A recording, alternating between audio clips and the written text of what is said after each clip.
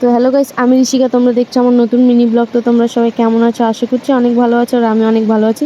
চলে এসেছি আজকে তোমাদের সাথে একটা সুন্দর মিনি ব্লগ নিয়ে।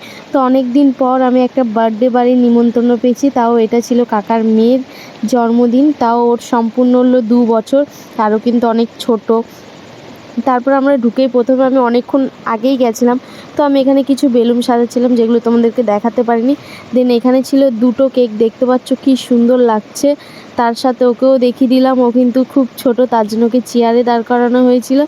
দেন তারপর এখানটা দেখি কেকও কেটে নিচ্ছিল, আর দেন অনেকক্ষণ পর কেক কাটা হলো, তার কারণ ওকে অনেকজন আশীর্বাদ করছিল। দেন এবার কেক কাটা হয়ে গেল, সবাই মিলে অনেক মজা করছিল। দেন তারপর এখানে কিন্তু প্রচুর পরিমাণে দেখতে পাচ্ছ সব বাচ্চারা এসে, তো আমরা অনেক মজা করছিলাম। আর এখানে আমার বোন দেখতো যেই এগুলো দেখি কতটা খুশি হয়েছে। তারপর আমি খেতে চলে গেছি। তো খাওয়ার ওখানে ডাল আলু ভাজা দিয়ে প্রথমে খেয়ে নিলাম। দেন তারপর ছিল পটল চিংড়ি, তারপর ছিল চিকেন কষা যেটা দারুণ হয়েছিল। তারপর ছিল লাস্টে পাঁপড় চাটনি পায়েস। আজকের এখানেই শেষ।